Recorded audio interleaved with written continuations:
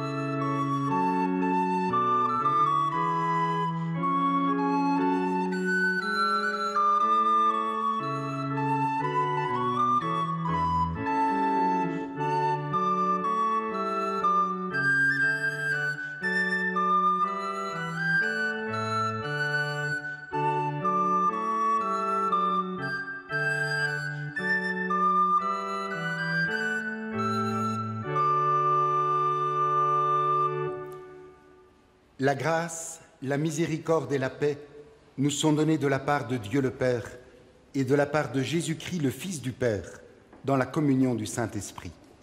Amen. Amen. Chers frères et sœurs, chers téléspectateurs, je vous invite à ouvrir notre culte par une brève histoire. Un élève va voir son ancien maître qui lui demande comment vont ses affaires. Bien, répond l'élève, j'ai une entreprise florissante qui se développe, je gagne beaucoup d'argent. Oui, dit le maître, mais comment vont tes affaires? Je vous l'ai dit, j'ai une belle entreprise. En outre, ma femme est de plus en plus belle et j'aime mes enfants. C'est bien, dit le maître, mais comment vont tes affaires? L'élève est un peu surpris par la tournure que prend la conversation et il répond « J'ai une belle entreprise, une belle famille, beaucoup d'amis et une vie sociale très riche. » Tout ça, c'est très beau, dit le maître. Mais comment vont tes affaires? L'élève ne comprend plus rien. Que voulez-vous dire par « comment vont tes affaires » ? Eh bien, répond le maître, jusqu'à maintenant, tu m'as parlé des bénédictions de Dieu sur ta vie. Tu ne m'as parlé que des affaires de Dieu. Ce que je voudrais savoir, ce sont tes affaires à toi. Et la seule chose qui dépende de toi, c'est ton cœur devant Dieu. Comment est ton cœur devant Dieu ? Chers frères et sœurs, chers téléspectateurs, l'occasion nous est offerte ce matin de déposer nos soucis et nos préoccupations. Libérés de nos inquiétudes, nous sommes invités à prendre soin de cette part intime de notre être, notre cœur devant Dieu. Pendant ce culte, nous prendrons le temps du silence, de la méditation, de l'écoute et de la prière. Et je vous invite à vous lever pour entrer dans ce temps de louange par le chant du psaume 92, dont nous chanterons les 2 strophes.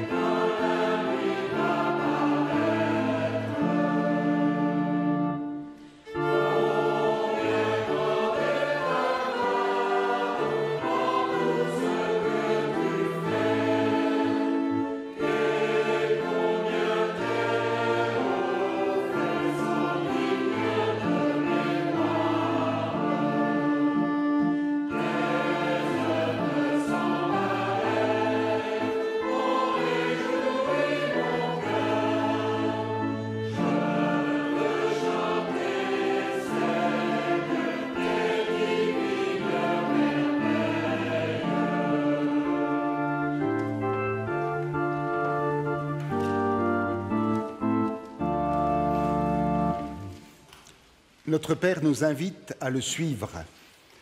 Et pour ce faire, il ne nous laisse pas errer, emportés par le vent des changements, il ne nous laisse pas piétiner dans nos idées et nos conceptions étriquées. Il nous montre le chemin, il nous ouvre la voie. Écoutons la loi d'amour de notre Père telle qu'elle est exprimée dans la première épître de Jean. Voici le message que nous avons entendu dès le commencement. Aimons-nous les uns les autres. À ceci, désormais, nous connaissons l'amour. Jésus-Christ a donné sa vie pour nous. Nous aussi, nous devons donc donner notre vie pour nos frères et sœurs. Si un homme qui est riche voit son frère dans le besoin et lui ferme son cœur, comment peut-il prétendre avoir de l'amour pour Dieu dans son cœur ? Mes amis, conclut l'apôtre, n'aimons pas seulement en discours et en belles paroles, mais en actes et en vérité.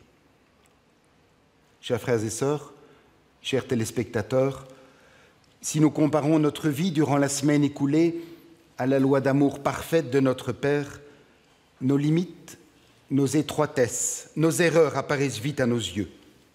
C'est pourquoi nous faisons maintenant humble confession de nos fautes devant Dieu. Prions. Ô Dieu de vie, l'éternité ne peut te retenir, ni nos faibles mots saisir la splendeur de ta bonté. Et pourtant, dans l'espace de nos cœurs et en silence, tu t'approches et tu nous restaures. Ô Dieu de vie, accorde-nous ton pardon pour nos pensées négligentes, pour nos actions irréfléchies, pour nos discours vides et pour les mots avec lesquels nous avons blessé.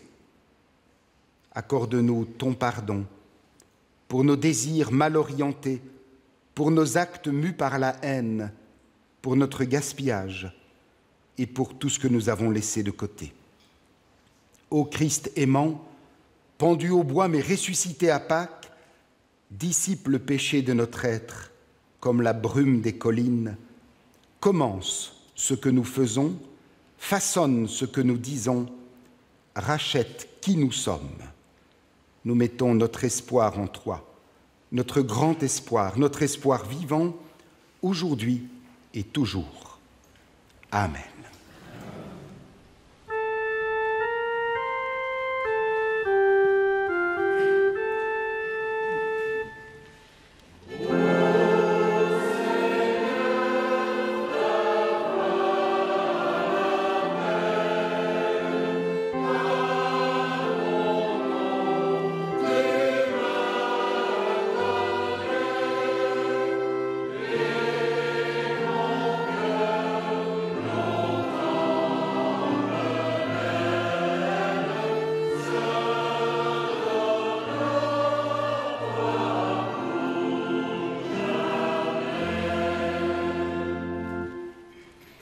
Un archéologue découvre une vieille pièce de monnaie.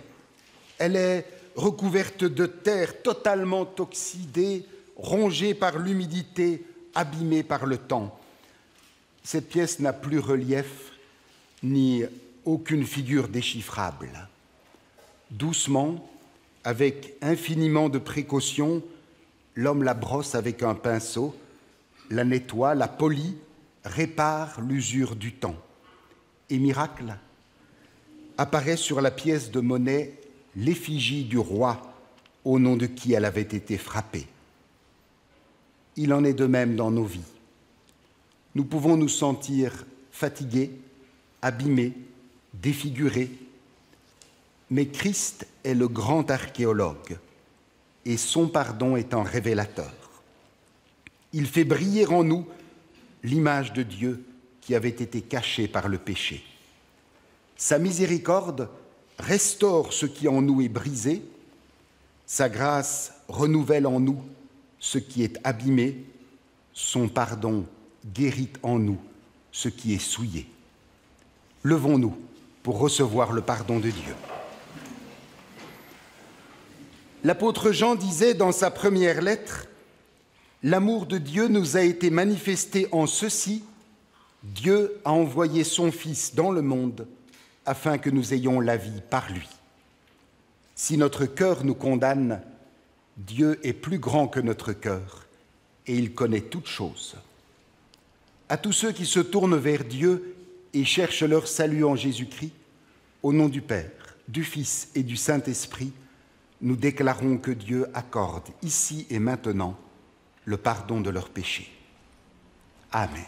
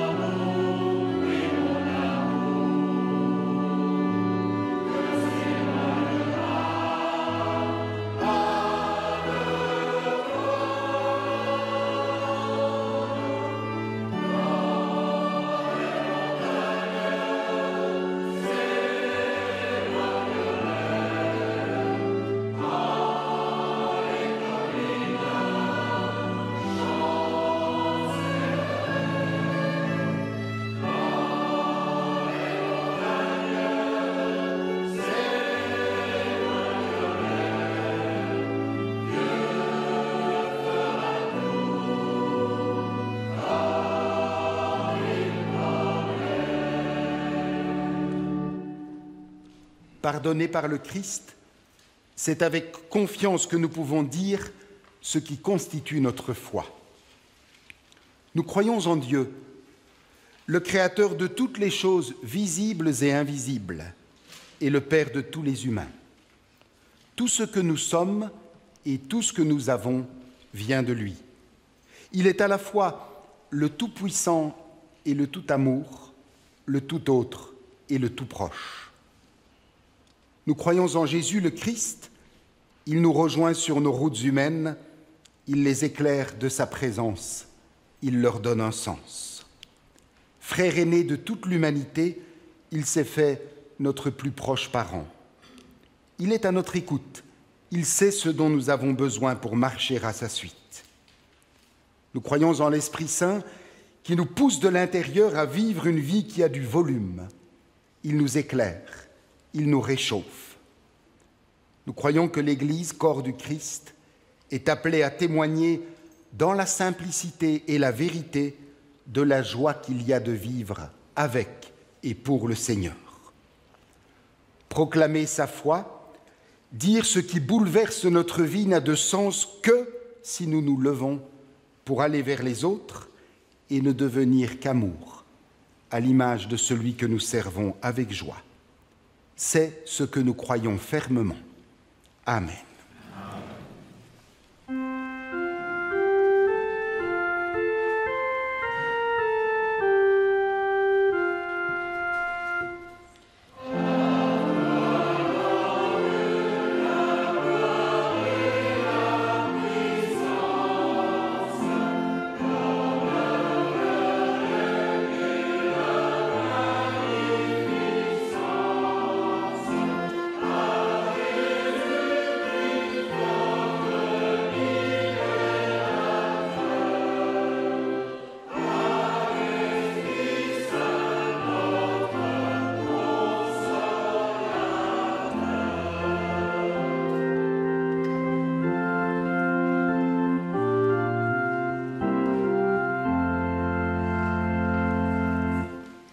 Avant d'écouter la lecture des textes de ce jour, prions pour demander à Dieu de nous éclairer par son esprit afin que nous comprenions ce qu'il a à nous dire. Prions. Seigneur, si tu ne viens toi-même ouvrir les Écritures, notre lecture sera pauvre et notre compréhension limitée. Mais si ton esprit nous éclaire, la parole fera sens. Notre marche s'orientera, notre chemin se précisera. Esprit Saint, viens ouvrir notre cœur et notre intelligence à la compréhension de la parole. Amen. Amen. Nous écouterons d'abord du livre des Actes des Apôtres au chapitre 1er, les versets 1 à 11. Cher Théophile, dans mon premier livre, j'ai raconté tout ce que Jésus a fait et envoyé dès le début jusqu'au jour où il fut enlevé au ciel. Avant d'y monter, il donna ses instructions par la puissance du Saint-Esprit à ceux qu'il avait choisis comme apôtres. En effet, après sa mort, c'est à eux qu'il se montra en leur prouvant de bien des manières qu'il était vivant. Pendant 40 jours, il leur apparut et leur parla du royaume de Dieu. Un jour, qu'il prenait un repas avec eux, il leur donna cet ordre : « Ne vous éloignez pas de Jérusalem, mais attendez ce que le Père a promis, le don que je vous ai annoncé. Car Jean a baptisé avec de l'eau, mais vous, dans peu de jours, vous serez baptisés avec le Saint-Esprit. »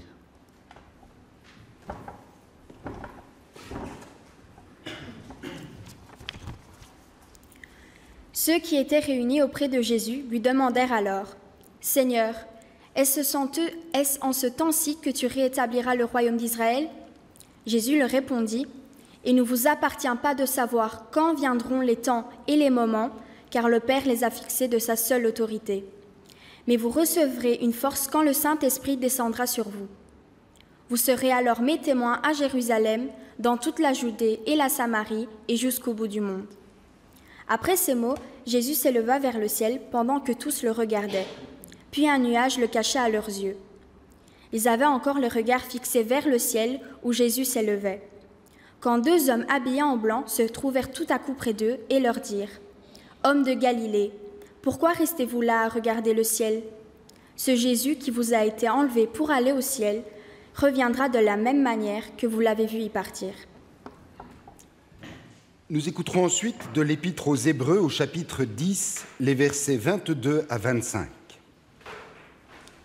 Approchons-nous de Dieu avec un cœur sincère et une entière confiance, le cœur purifié de tout ce qui donne mauvaise conscience et le corps lavé d'une eau pure. Gardons fermement l'espérance que nous proclamons, car Dieu reste fidèle à ses promesses. Veillons les uns sur les autres pour nous inciter à mieux aimer et à faire des actions bonnes. N'abandonnons pas nos assemblées comme certains ont pris l'habitude de le faire. Au contraire, encourageons-nous les uns les autres, et cela d'autant plus que vous voyez approcher le jour du Seigneur. Et l'évangile de ce matin se lit dans l'évangile de Luc. Au chapitre 24, il s'agit des derniers versets de l'évangile. Jésus leur dit: « Ainsi, il est écrit que le Christ souffrirait et qu'il ressusciterait des morts le troisième jour, et que la repentance et le pardon des péchés seraient prêchés en son nom à toutes les nations, à commencer par Jérusalem. Vous êtes témoins de ces choses. Et voici, j'enverrai sur vous ce que mon Père a promis, mais vous, restez dans la ville jusqu'à ce que vous soyez revêtus de la puissance d'en haut. » Il les conduisit jusque vers Béthanie et ayant levé les mains, il les bénit. Pendant qu'il les bénissa, il se sépara d'eux et il fut enlevé au ciel. Pour eux, après l'avoir adoré, ils retournèrent à Jérusalem avec une grande joie et ils étaient continuellement dans le temple, louant et bénissant Dieu. Seigneur, ta parole est la vérité. Ce matin encore, sanctifie-nous par ta vérité. Amen. Et pour nous préparer à méditer ces textes, je vous invite à chanter du cantique 471, les strophes 2 et 3.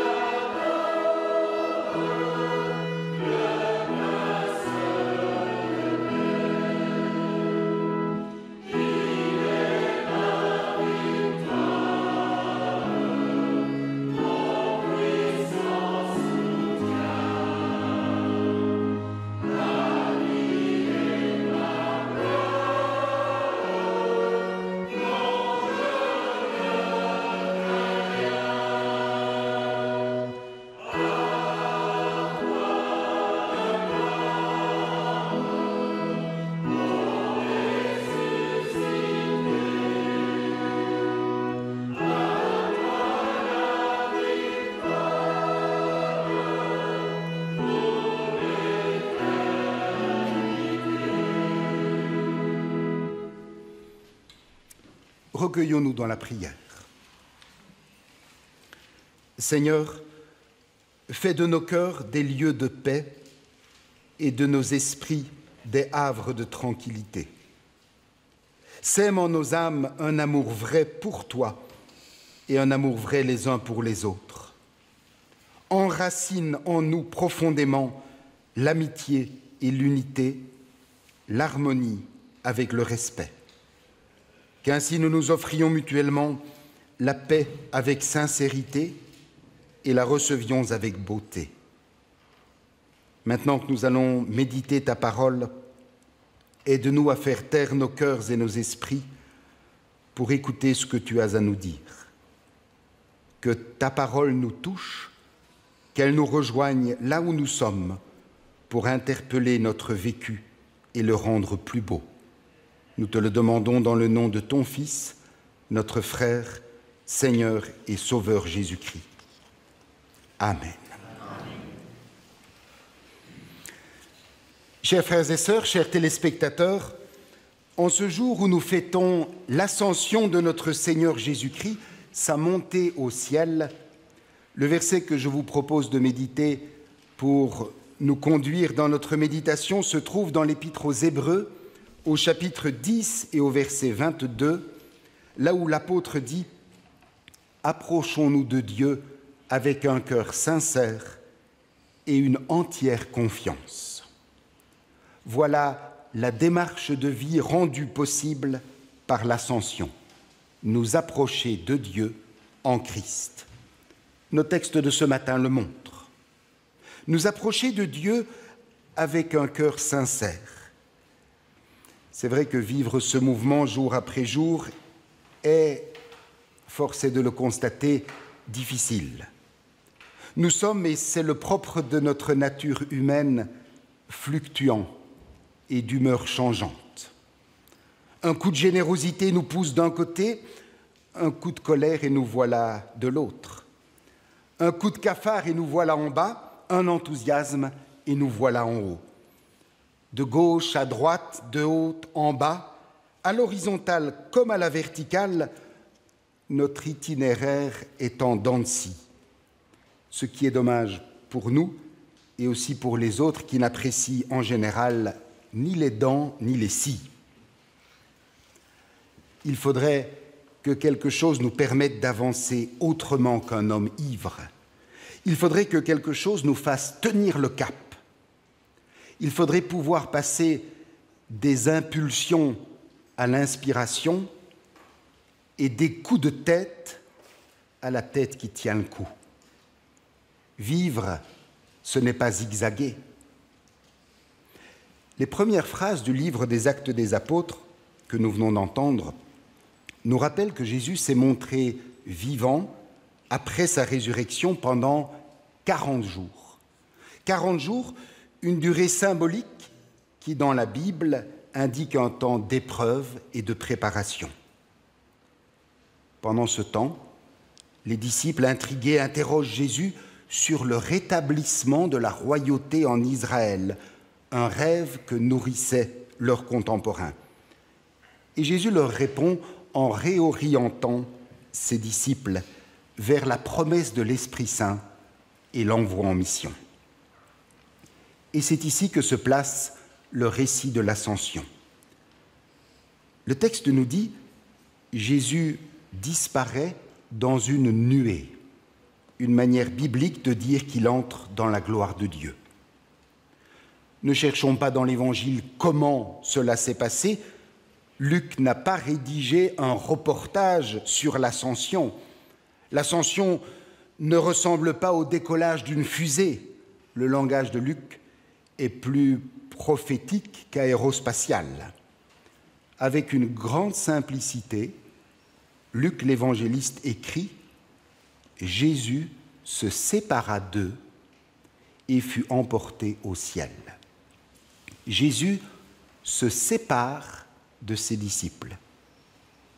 Il se sépare. Comme au commencement du monde, l'Esprit a séparé le ciel et la terre, les mers et les continents pour les créer. L'ascension est un acte de création, de recréation. Et les disciples, nous dit Luc, ont les regards fixés vers le ciel. On imagine facilement la scène. Jésus se sépare d'eux, il est emporté au ciel, et eux, ils restent là, prostrés, sans dire un mot, sans faire un geste, comme s'ils étaient paralysés. Jusqu'au moment où deux hommes, tous de blanc vêtus, des messagers célestes, les invitent à se tourner vers l'avenir, en ces termes. « Pourquoi vous arrêtez-vous à regarder au ciel ? Ce Jésus qui a été enlevé au ciel du milieu de vous viendra de la même manière que vous l'avez vu allant au ciel. » Les disciples sont invités à ne pas rester les yeux rivés au ciel dans une passivité béate. Ils sont invités à marcher ici-bas, en sachant que Christ reviendra et qu'ils ont à préparer et à se préparer pour être prêts à l'accueillir. Désormais, les disciples sont invités à prendre leurs responsabilités. La promesse de Dieu que Jésus annonce, ce n'est ni la conquête, ni le pouvoir. C'est la force qui met l'homme debout. Chers frères et sœurs, chers téléspectateurs, les disciples sont fameusement remis debout. Le verset 52 nous montre les conséquences, les effets de l'ascension sur les disciples. Écoutons plutôt. Ils retournèrent à Jérusalem avec une grande joie, et ils étaient continuellement dans le temple, louant et bénissant Dieu. Jésus vient de les quitter pour toujours, et eux, ils sont dans la joie. Ils sont dans la joie parce qu'ils savent. Ils savent que leur Maître est pour toujours avec eux, en eux, et que sa présence sera plus grande encore maintenant. Il est beau de voir que ces disciples n'oublient pas de rendre grâce, de remercier Dieu pour le don de sa présence. L'évangile de Luc se termine par ces mots : « Ils étaient continuellement dans le temple, louant et bénissant Dieu. » Louant et bénissant Dieu. C'est merveilleux de découvrir que l'Évangile se termine par la louange et la bénédiction. Il est intéressant de noter que c'est justement avec ces deux actions que commence le témoignage des disciples. Il est bon de nous en souvenir et de vivre dans le même état d'esprit de reconnaissance envers Dieu. La conséquence de l'ascension, nous le voyons ici, c'est donc la joie profonde, véritable et mobilisatrice. Et c'est l'Épître aux Hébreux qui nous décrit la manière dont nous sommes appelés à vivre cette mobilisation de tout notre être, cette marche de la foi, éclairée par la présence du Seigneur. Par un long développement théologique, l'auteur de l'Épître démontre que Christ est le grand prêtre par excellence. Se référant à l'Ancien Testament et à ses sacrifices répétés d'année en année, il nous rappelle le sacrifice unique et parfait du Christ, offert une fois pour toutes pour le pardon des péchés, sacrifice qui nous ouvre le chemin d'une vie nouvelle. Et c'est après avoir rappelé ce qui nous est acquis par la mort, la résurrection et l'ascension de notre Seigneur que l'apôtre en tire les conclusions, en nous exhortant de la sorte, et c'est le verset que nous retenons ce matin, « Approchons-nous de Dieu avec un cœur sincère et une entière confiance. » 3 lignes de conduite nous sont tracées ici. Approchons-nous.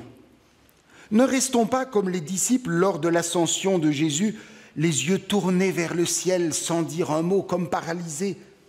Non, nous sommes invités à prendre la route, à aller vers les autres et surtout à nous approcher de plus en plus de celui qui donne force, courage et persévérance. Il s'agit de quelque chose de vraiment dynamique. Approchons-nous avec un cœur sincère. Qu'est-ce qu'un cœur sincère ? L'étymologie du mot sincère est savoureuse. Ce substantif vient de 2 termes latins signifiant sans cire. Autrefois, lorsqu'on en achetait un pot qui servait à contenir de l'eau ou du vin, on le présentait toujours face au soleil pour vérifier s'il n'avait pas déjà été brisé et recollé à la cire, une technique très répandue à l'époque pour camoufler l'accident. Et c'est remarquable que ce qui ne se voyait pas dans l'étal sombre du potier est découvert en pleine lumière. Nous sommes invités par l'apôtre à être sans cire, sincères, nous souvenons que ce que nous pouvons cacher aux hommes est révélé à la lumière du Christ. Que nos cœurs soient donc sincères, sans cire, d'une pièce, et nos consciences restaurées par le Seigneur. Approchons-nous avec un cœur sincère et une entière confiance. C'est la foi. La confiance totale que nous plaçons en Dieu qui nous permet de nous approcher de lui, sûrs et certains de son écoute et de son amour. Chers frères et sœurs, nous souvenons que dans l'Évangile, la conséquence de l'ascension est la joie profonde, véritable et mobilisatrice. Emportons, pour nous aider à en vivre, ce verset de l'Épître aux Hébreux, chapitre 10, verset 22. Approchons-nous de Dieu avec un cœur sincère et avec une entière confiance. Amen.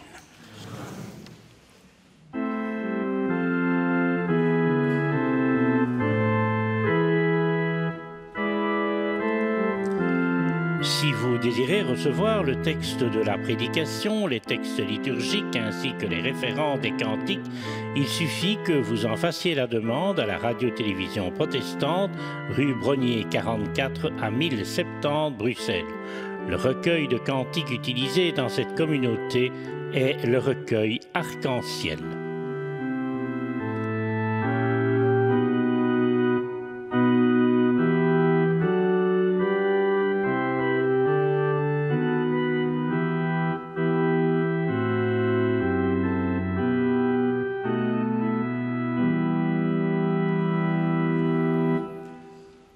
Prolongeons ce moment de recueillement par le chant des strophes 1, 2 et 3 du cantique 420.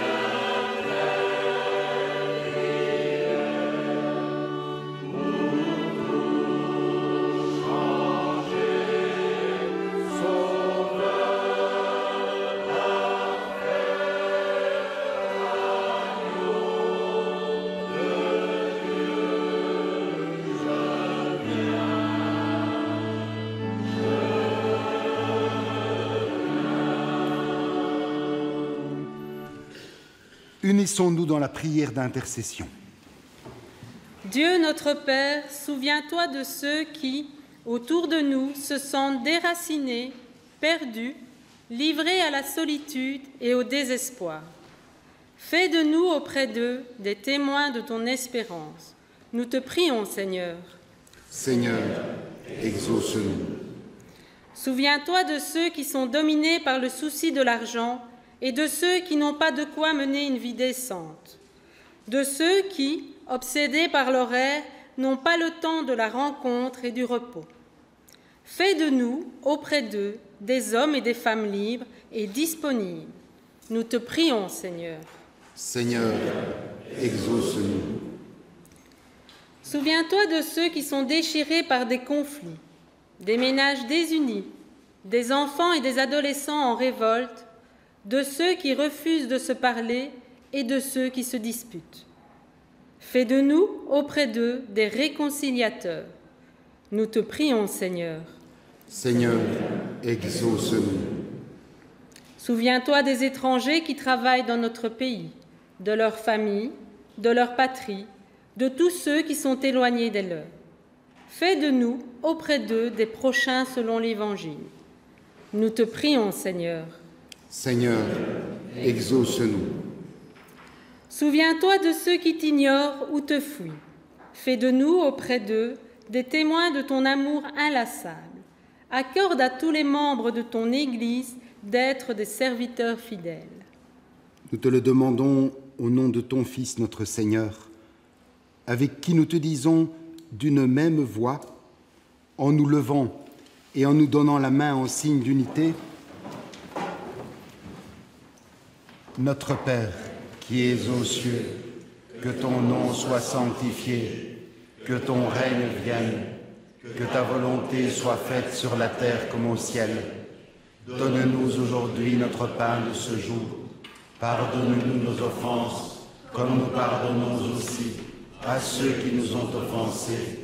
Et ne nous soumets pas à la tentation, mais délivre-nous du mal, car c'est à toi qu'appartiennent le règne, la puissance et la gloire, au siècle des siècles. Amen. Élevons nos cœurs vers le Seigneur. Il est bon de t'offrir notre action de grâce, ô notre Dieu et notre Père. Tu ne cesses en ta grande patience de nous faire passer des ténèbres à la lumière, de nos discordes à ton amour, et chaque matin que tu crées nous invite à nous réjouir d'une nouvelle grâce. Nous sommes tous les jours pécheurs, mais tous les jours, ta bonté ranime notre foi en ton accueil, nous rend l'audace de l'espérance et la constance dans l'amour. En Jésus, notre Sauveur, tu nous libères du mensonge par ta vérité, de l'orgueil par ta douceur, de la solitude par le partage de ta vie.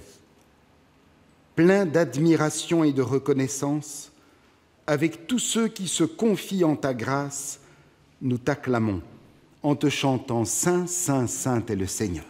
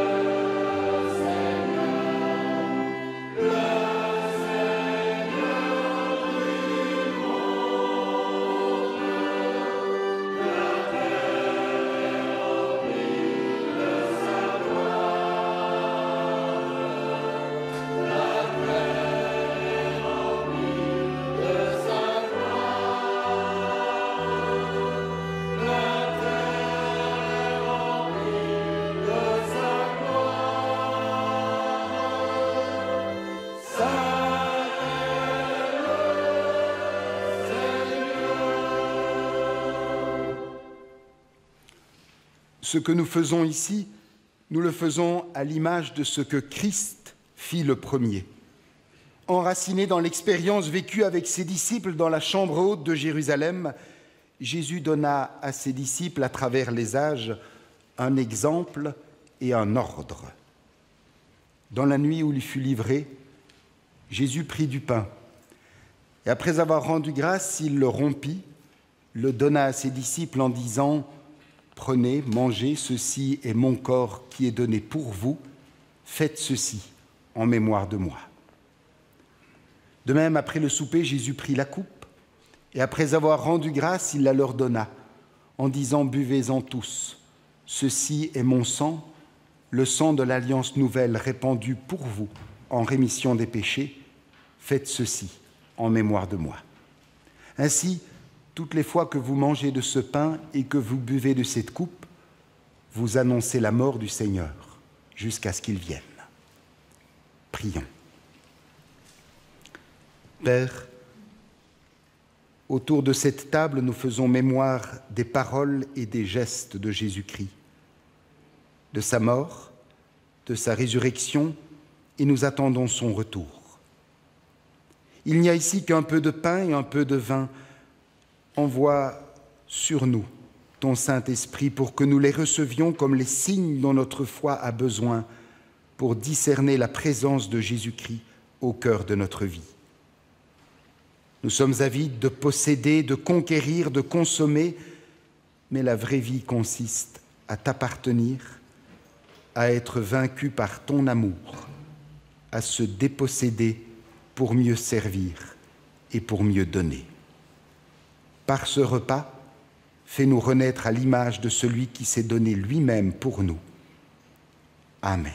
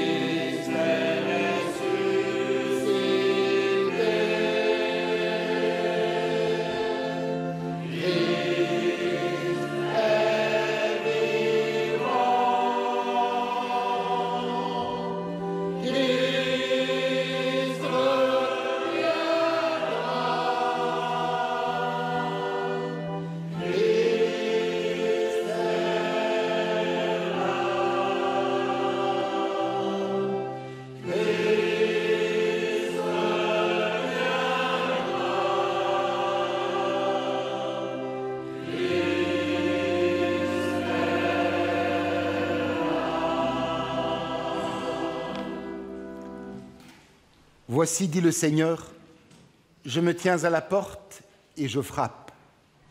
Si quelqu'un entend ma voix et m'ouvre la porte, j'entrerai chez lui, je me mettrai à table avec lui et lui avec moi. Chers frères et sœurs, au moment d'entourer la table du Seigneur, souvenons-nous que notre seule dignité pour en approcher est la conscience de notre indignité. Venez, dit le Seigneur, car tout est prêt.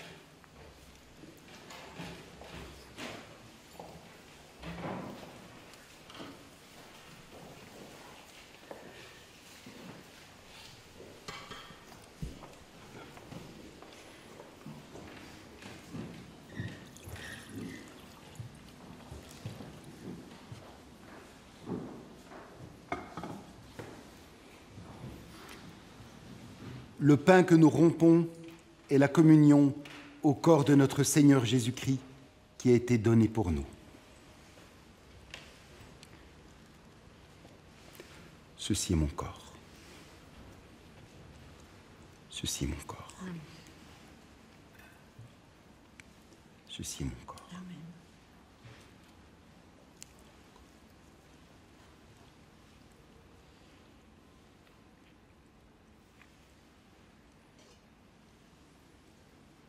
La coupe de la nouvelle alliance pour laquelle nous rendons grâce est la communion au sang de notre Seigneur Jésus-Christ qui a été versé pour nous. Ceci est mon sang.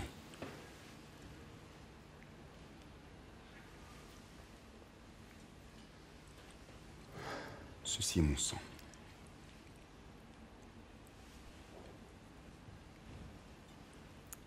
Ceci est mon sang.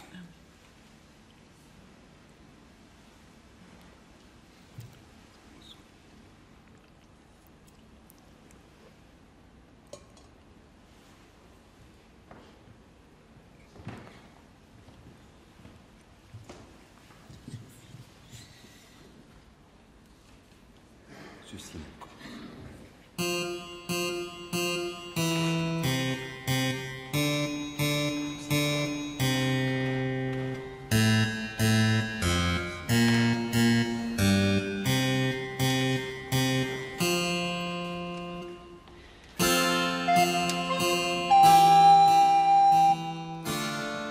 Dans la tradition de l'Église ancienne, le protestantisme considère la scène et le baptême comme les sacrements constitutifs de la vie ecclésiale. La scène est le repas communautaire institué par Jésus, le Christ, et célébré lors du culte de la communauté. Le pain et le vin distribués aux communions sont le signe et le mémorial du sacrifice du Christ sur la croix.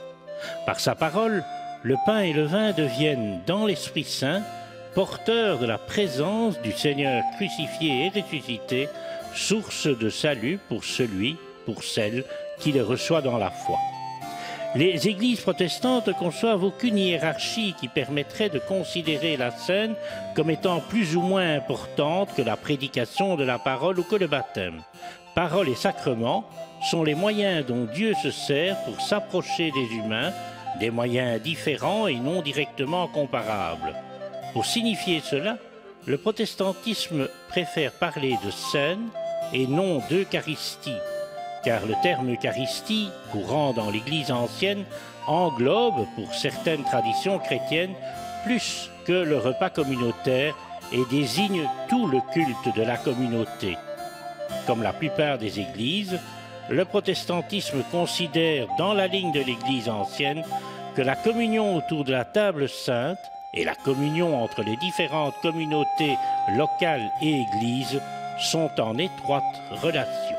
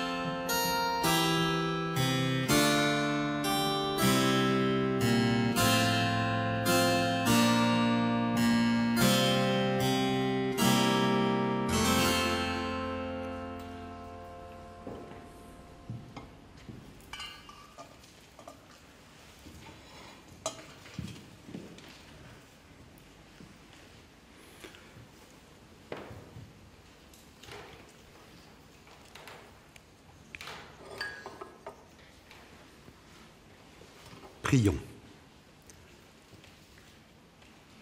Reconnaissant, profondément reconnaissant pour ce moment, pour ce repas, pour ces frères et sœurs que tu nous donnes, nous nous offrons nous-mêmes à toi. Conduis-nous dehors pour vivre en personnes transformées parce que nous avons partagé le pain de vie et que nous ne pouvons pas rester les mêmes. Demande-nous beaucoup, attends beaucoup de nous, rends toutes choses possibles à travers nous et qu'ils soient nombreux ceux qui en seront encouragés. Et qu'ainsi, Seigneur, nous vivions pour ta gloire. Amen. Allez joyeux avec la force que donne l'Éternel.